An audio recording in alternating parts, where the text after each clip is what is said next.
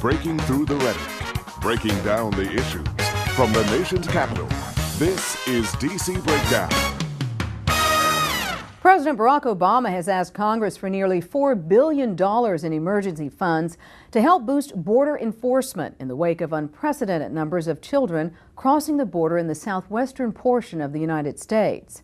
The president has also indicated he will use executive powers to try to address the crisis. But protests have erupted in many communities, including Marietta, California. USA!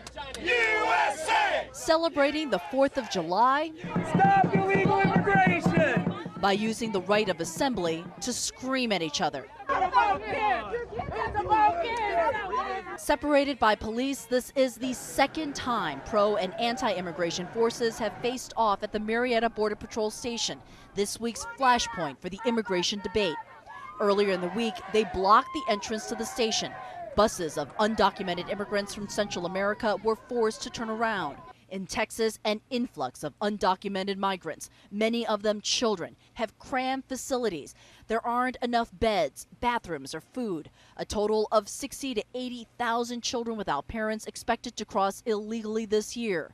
To cope, the government is putting them on planes and buses to nearby towns, processing them at Border Patrol centers in smaller towns like Marietta. A second round of buses was anticipated on July 4th. Marietta protesters came on this Independence Day to say they're not welcome. We're not going to stand for it. That's just how it is. There's thousands and millions of other people who've done it the right way. But for people to just come in here and ask for a free handout, that's my money. Migrant rights supporters say on this holiday, Marietta should recall America's own history of its birth and that it's a nation of immigrants. Impoverished Europeans came here in droves in the 1800s and up to the 1900s, and now when we have refugee crises happening other places and they're trying to come through the borders, suddenly it's different because we have these divisions based on race, based on language, and based on chauvinism. Obey the law! Obey the law! While both sides engaged in plenty of free speech, the protest was relatively peaceful. USA! USA! Though several were arrested. The buses never did show up, but if they do return, protesters promise they'll be here to greet them. Kyung La, CNN, Marietta, California. Joining us now to discuss the immigration debate is Karen Venegas with the DC Latino Caucus and Horace Cooper with Project 21. Thank you both for joining us today. Thanks for having us. All right, let's talk immigration. It appears John Boehner said he wanted to get an immigration bill through Congress this session, but it looks like that's not going to be the case. Well, the Republicans in the House and even some in the Senate say that the president's actions have made it hard for the Republicans to be able to go and talk to their constituents and explain why Tell this me when bill you say is going forward. Tell me when you say the president's actions, what are we talking about? Well, a number of the things. When you had the government shutdown, there were issues about the rollout of Obamacare. The government shutdown was not something the president wanted. That's right at the feet of the Republicans, wouldn't you say? Absolutely takes two to tango. It absolutely takes two to tango. During the Clinton administration, we're going back to the Clinton administration. Okay. I worked there. Okay. And these conflicts, you can see them coming. After a bit, both sides recognized the seriousness of the situation, what the consequences would be for other people, and they took steps to manage it and prevent it from happening. All right. This isn't happening now. All right, let's get back to immigration. So it looks like we're not going to have anything coming out of the House or the Senate this year.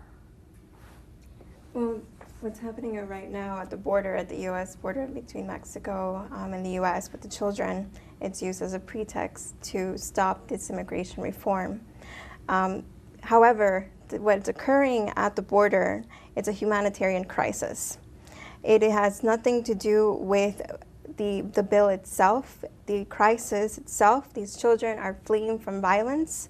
They're coming from predominantly El Salvador, Honduras, and Guatemala. And these countries have one of the highest murder rates in the world. And these children are basically fleeing for their lives.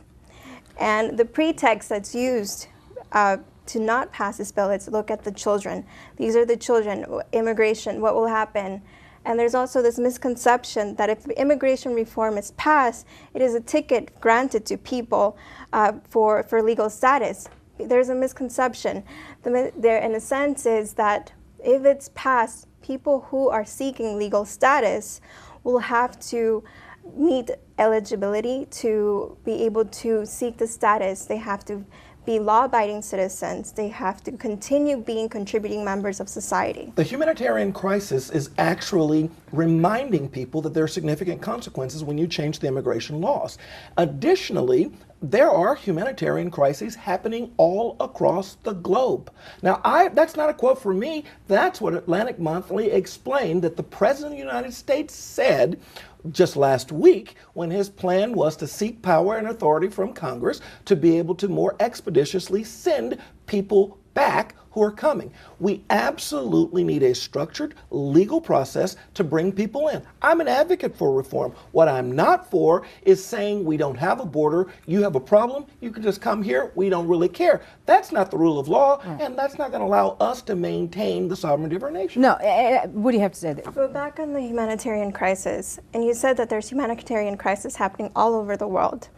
Well, what is fueling this humanitarian crisis is the gang warfare that's occurring in Central America. And this gang warfare is fueled by the drug trade. And in the world, according to the World Health Organization, the top country, the top consumer of drugs, illegal drugs in the world is the United States. So this is our fault. We are the ones that created this problem. This comes to us, and therefore we get to own. I don't get it. If we're as bad as the World Health Organization claims, why are all these people wanting to send their people here? It's precisely because we are the exceptional place. We are the miraculous place, and it's important, and I think it would be great for the president to sit down with some key leaders among Tea Party members in the House and the Senate and the Republican leadership and hammer out a solution. It is achievable, it's possible, but it will require compromise. One thing is we can't turn our backs on these children and say this is an immigration problem, it's a humanitarian crisis. Well, something that that I guess I saw early this morning was that one of the problems in sending these children back is a law here in the United States with respect to sex trafficking, that makes it harder to return a child to their country, which makes a lot of sense to me. But we've got a problem. I mean, we've got a problem in that we can't handle this many people. What are we talking about? 60 to 80,000 are expected to come over. What do you recommend that we do then? Because our borders are just too porous, and what's happening in the southwestern portion of the United States, we are unable to physically handle it. The president opened 3 military bases, if I'm not mistaken, to try and help handle this. We've got children, most of them with accompanied adults on buses, you know, trying to find their way to whatever facility they're going to. They're being turned away. I mean, what do we need to do? We have a crisis in that we can't continue to have people coming across the border illegally. Yes, and the law that you mentioned, I believe it's called the William Act. It was created during the Bush administration. That's right. In which it was to protect Central American children from sex trafficking and violence. And today, as you know, the numbers have continued to increase, which means that the conditions in their countries have continued to worsen. Absolutely, no one is denying that there are difficulties, but as the President of the United States said, there are lots of difficulties across the country. Boko Haram is an example. Are we going to simply say, merely because of a crisis in your country, you just get to come here? What we've got to do is have an organized process. Now, the President is now saying $3+ billion to deal with this issue. If you don't package that with some legal changes that make this process less likely to recur, then nobody's going to support this. And the real question is, we're going to become a hard-hearted nation that simply says, nobody, under any circumstances. Let's fix this. Let's come together. Let's get the kind of compromise that will address it. And it doesn't start with saying, we're going to come no matter what. It starts with, how can you help me? How can I help you? What can we do to collaborate? And when it comes to compromise, as you can see with the immigration reform, there is no compromise. There isn't. There could be. It's not passing. You said there could be. That's not hopeful. But you know, it's not passing. It's still It's not sitting passing. there. Yeah, yeah. And then there are 4 million children Yeah. in the United States with parents who are undocumented. The President of the United States and Harry Reid and the United States Senate could announce, the House of Representatives, you've passed 2, 3, or 5 different measures. You've introduced about 10. I promise you we will let those come up for a vote. I know they're not the whole comprehensive thing, but they will give us some process and progress.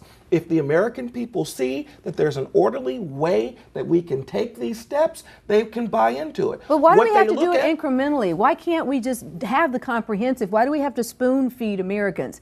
What about the comprehensive plan? Why? Because we had an amnesty during the Reagan administration, and people were not happy with how that ended up working out. But that was a long time ago. We have to admit the Reagan administration was a while ago. You learn lessons from that. Yeah, but times are different. People are different. No, you learn Our lessons. situation is different. You learn lessons from that, and so what you do is you take smaller pieces that build consensus and you continue. Maybe it would be great if we could do a big tax cut like the Reagan administration did, or you do a series of smaller incremental ones that build the support. That's the kind of thing. There are lots of people in America.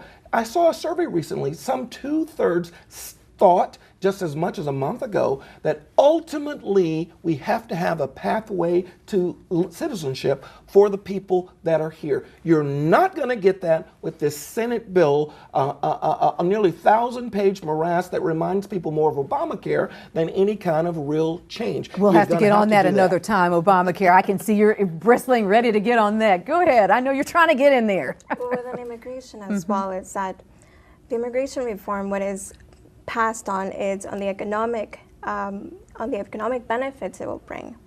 You see, the Congressional Bureau Office showed out studies that demonstrated the type of growth that we would have if we passed the immigration reform. So, but that said, I also think that conditions as well will improve for both American workers and workers who were undocumented. If the conditions will improve if it passes, because there will be out of the shadows.